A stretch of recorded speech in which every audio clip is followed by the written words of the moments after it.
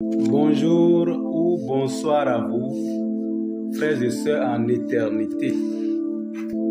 Selon là où vous êtes actuellement, sur toute la partie extérieure de la terre, en un mot sur Gaïa, et ceux qui sont dans l'intra-terre, au niveau d'Agartha et dans les airs, dans les vaisseaux de tout genre, pour diverses raisons, surtout la libération de notre mère terre et de toutes les consciences évolutives, recevez également nos salutations. Nous vous recommandons à l'amour immuable de l'absolu, que nous sommes avant le premier souffle de la création, à la bénédiction de notre Père Mère Créateur, à la sagesse des veilleurs silencieux et de tous les logos galactiques comme solaires.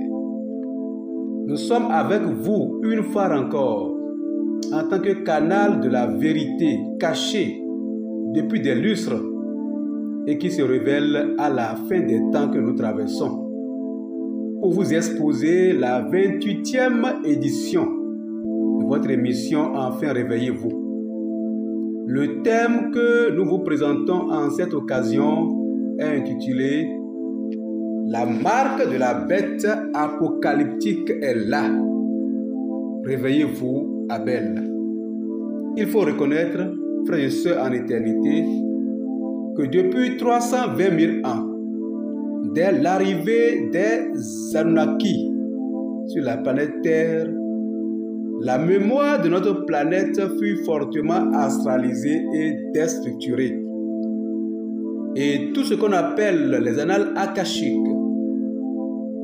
ou annales archives akashiques ou chroniques akashiques, c'est-à-dire la mémoire cosmique de nature éthérique de notre planète, depuis 320 000 ans, sont autant astralisés que déstructurés. Tout ceci va en droite ligne avec ce que nous lisons dans la Bible falsifiée dans 1 Jean 5, verset 19, je cite, « Nous savons que nous sommes de Dieu et que le monde entier gît sous la puissance du diable. » Effectivement, comme le dit si bien le passage de l'Épître de Jean que nous venons de lire, notre planète est tombée dans l'enfermement depuis cette époque. Elle est restée pendant longtemps et jusqu'en 2009 hors contrôle des forces de lumière. Il faut reconnaître que depuis 2009, le système satanique installé sur la planète Terre depuis 320 000 ans s'est fortement fragilisé par la vague galactique, l'impulsion électromagnétique en provenance d'Alcyone, le soleil central des soleils centraux, la résidence du Père Mère Créateur. Impulsion magnétique qui a chassé le vaisseau métallique des archontes ou Anunnaki, d'où la fragilisation totale du système machiavélique des forces de l'ombre qu'ils ont mis en place sur la Terre pour manipuler tous les Homo sapiens et en particulier les abeilles. C'est la raison pour laquelle tout ce qui est enseignement doctrinal relatif à la période allant de 320 000 ans à nos jours est toujours teinté de glissade, quelle que soit sa beauté. Et c'est ce que sont les religions actuelles et toutes les formes de croyances. Un mélange de la vérité et du mensonge, ce qui en définitive n'est que du mensonge. Ce n'est donc, frères et sœurs en humanité, qu'en remontant aux annales géodésiques, pour ainsi dire, la mémoire cosmique de notre planète qui va au-delà de 320 000 ans jusqu'au premier souffle de la création, que vous découvrirez la réalité des choses en un mot, ce qui nous sommes au-delà de la conscience, en un mot, l'information originelle de la création. Le décor étant planté, il faut reconnaître, frères et sœurs, en éternité, que lorsque la marque de la bête sera en train d'agir à l'ultime période avant la fin du monde d'illusion dans lequel nous sommes, symbolisé par 42 mois ou 1260 jours de grande tribulation, comme nous le lisons dans Apocalypse 13, verset 5b, je cite, verset 5b, et il lui fut donné le pouvoir d'agir pendant 42 mois. L'action de grâce sera également à l'œuvre par le retour de la vérité sur la terre. L'Apocalypse signifiant également révélation, pour ainsi dire, que la marque de la bête sera suivie dans la même période du retour de la vérité sur la terre, du retour de la lumière sur la terre, conduisant à un réveil collectif des filles de Dieu. Frères et sœurs en éternité, que pouvons-nous alors retenir de cette marque de la bête apocalyptique? Chers frères et sœurs en éternité, pour mieux comprendre la symbolique de la marque de la bête, il est important que nous lisions un passage qui est directement lié à cette symbolique. Lisons en référence Apocalypse 13, versets 1 à 18, je cite. Le verset 1. Et il se tint sur le sable de la mer. Puis je vis monter de la mer une bête qui avait 10 cornes et 7 têtes, et sur ses cornes 10 diadèmes, sur ses têtes des noms de blasphème. Verset 2. La bête que je vis était semblable à un léopard. Ses pieds étaient comme ceux d'un loup, et sa gueule comme une gueule de lion. Le dragon lui donna sa puissance et son trône, et une grande autorité. Verset 3. Et je vis l'une de ses têtes comme blessée à mort, mais sa blessure mortelle fut guérie, et toute la terre était dans l'admiration derrière la bête. Verset 4. Et il adorait le dragon parce qu'il avait de l'autorité à la bête. Il adorait la bête en disant qu'elle semble à la bête et qui peut combattre contre elle. Verset 5. Et lui fit donner une bouche qui proférait des paroles arrogantes et des blasphèmes. Et il lui fit donner le pouvoir d'agir pendant 42 mois. Verset 6. Et elle ouvrit sa bouche pour proférer des blasphèmes contre Dieu, pour blasphémer son nom, son tabernacle et ceux qui habitent dans le ciel. Verset 7. Et il lui fit donner de faire la guerre aux saints et de les vaincre. Et il lui fut donné autorité sur toute tribu, tout peuple, toute langue et toute nation. Verset 8. Et tous les habitants de la terre l'adoreront, ceux dont le nom n'a pas été écrit dans la fondation du monde, dans le livre de vie de l'agneau qui a été immolé. Verset 9. Et si quelqu'un a des oreilles, qu'il entende. Si quelqu'un mène en captivité, verset 10, il ira en captivité. Si quelqu'un tue par l'épée, il faut qu'il soit tué par l'épée. C'est ici la persévérance et la foi des saints. Verset 11. Puis je vis monter de la terre une autre bête qui avait 2 cornes semblables à celles d'un agneau et qui parlait comme un dragon. Et 12. Elle exerçait toute l'autorité de la première bête en sa présence, et elle faisait que la terre et ses habitants adoraient la première bête dont la blessure mortelle avait été guérie. Et 13. Elle opérait de grands prodiges jusqu'à faire descendre le feu du ciel sur la terre à la vue des hommes. Verset 14. Et elle séduisait les habitants de la terre par des prodiges qu'il lui était donné d'opérer en présence de la bête, disant aux habitants de la terre de faire une image de la bête qui avait la blessure de l'épée et qui vivait. Verset 15. Et il fit donner d'animer l'image de la bête, afin que l'image de la bête parlât, et qu'elle fit que tous ceux qui n'adoreront pas l'image de la bête fussent tués. Et elle fit, verset 19, verset 16, et elle fit que tous, petits et grands, riches et pauvres, libres et esclaves, reçussent une marque sur leur main droite et sur leur front. Verset 17, et que personne ne put acheter ni vendre sans avoir la marque, le nom de la bête ou le nombre de son nom. Verset 18, c'est ici la sagesse, que celui qui a de l'intelligence calcule le nombre de la bête, car c'est un nombre d'hommes, et son nombre est 666. Frères et sœurs en éternité, à travers le verset 9 que nous venons de lire, nous comprenons que seuls ceux qui ont des oreilles, non pas physiques, d'autant plus que les abeilles, qui sont des êtres unidimensionnels, possèdent également l'ouïe autant que les caniens, qui sont plutôt ceux qui ont de telles oreilles particulières qui peuvent comprendre la symbolique de la marque de la bête.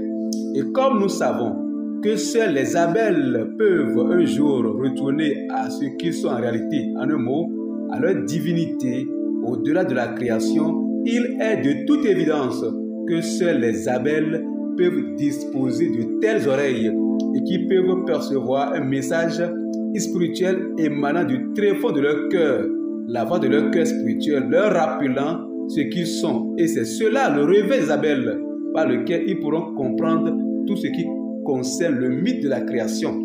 En un mot, le salut des Abel, ou tout simplement le réveil des Abel, passe par la récupération de leur mémoire de qui ils sont.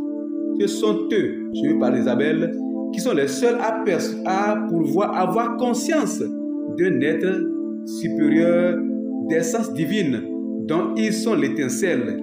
Et ils sont connectés à cette essence divine par l'intermédiaire d'un artefact spirituel déconnecté au moment de l'endormissement et réanimé au moment du réveil. Et c'est cet artefact ou canal de communication qu'est l'oreille, dont parle la Bible et qui n'a rien à voir avec l'oreille physique. Cela dit, la lecture du livre d'Apocalypse 13, versets 1 à 18, nous permet également de comprendre que la bête apocalyptique est une entité monstrueuse, multifacette, profitant de toutes circonstances pour manipuler, tromper et faire peur. C'est une entité anti-Dieu et anti-vérité, agissant et poussant à agir contre la volonté divine. En un mot, une entité qui ne pose que des actes blasphématoires et qui ne pousse qu'à poser des actes blasphématoires et dont l'objectif premier consiste à mener une lutte sans merci contre les Abel en vue de leur plonger plus dans l'endormissement.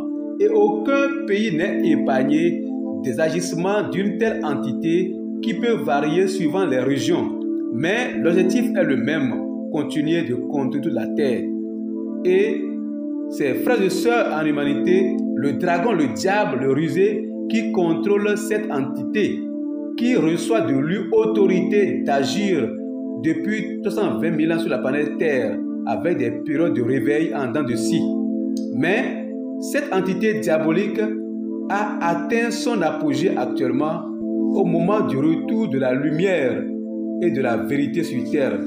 Mais de l'arrogance et de la violence, sous toutes les formes, voire des menaces de manque de l'essentiel pour la survie infligée aux Homo sapiens sapiens et surtout aux Abel, pour les inciter au péché, nous notons la présence d'une autre entité caractérisée par la séduction luciférienne, mais qui a plus de force que toutes les violences diaboliques. Et cette séduction et manipulation, surtout religieuse, permet à la grande majorité des Homo sapiens sapiens de se faire piéger dans l'adoration du diable et à le servir sans que ceux-ci ne s'en rendent compte. Et étant floués par le guet-apens de la séduction, les voilà massacrés physiquement et psychologiquement. Nous devons savoir que le jour de la mort d'Abel est écrit d'avance, car chaque Abel a écrit son scénario dans le théâtre de la création. Frères et sœurs en éternité, le verset 18 vient en définitive nous présenter un nombre, à savoir 666. Il faut reconnaître, frères et sœurs en éternité, que la Bible falsifiée montre l'ambiguïté de ce nombre qui est associé à la bête diabolique et en même temps à l'homme. Il faut reconnaître que le chiffre 6 en numérologie est le chiffre de l'homme et c'est en même temps le chiffre de la limitation. En voyant, frères et sœurs en humanité, la forme du chiffre 6 qui ressemble à un homme qui a sa tête en bas et ses pieds au ciel, et le chiffre 3, le symbole de la spiritualité, en parlant des 3 fois le chiffre 6 dans 166, tout prouve que nous sommes en présence d'une fausse spiritualité mise en place sur terre par le diable avec le soutien de Lucifer pour satisfaire le désir des êtres involutifs, les forces de l'ombre, que ce soit les archontes, les reptiliens, les gris, les dracos et beaucoup d'autres extraterrestres déconnectés de la source. Il faut souligner en définitive que la marque de la bête ne peut être une marque physique, mais une marque éthérique. Et les Caïens, eux, sont nés avec cette marque et mourront avec cela. C'est la marque de l'influence satanique sur les Homo sapiens sapiens, mais qui cherche à enfoncer davantage les Abel dans l'endormissement et dans l'incapacité de découvrir ce qu'ils sont. Ainsi, ceux qui sont réveillés sont toujours influencés par cette marque, mais elle n'a plus la force de les endormir à nouveau, en un mot de les faire oublier ce qu'ils sont au-delà de la création. Et le fait que cette marque soit reçue sur leurs mains et sur le front des Homo sapiens sapiens prouve que tout passe par l'accord. Et c'est ceux qui acceptent eux-mêmes d'entre les Abel qui la recevront, et cela se fonde sur un lavage de cerveau, symbole de front. Ainsi, quelles que soient les violences, les pressions, voire les séductions de tout genre dont use le diable, tout passe par l'accord des Homo sapiens sapiens. Étant donné que tout est énergie dans la création, il est certain que la marque de la bête soit une énergie dispersée dans tous les coins du monde, dans des groupes religieux, dans des groupes coutumiers, familiaux, sectaires, politiques, économiques, et financiers, je dirais même, claniques, ethniques et tribaux, avec des égrégores spécifiques contrôlés de main de maître par les consciences évolutives.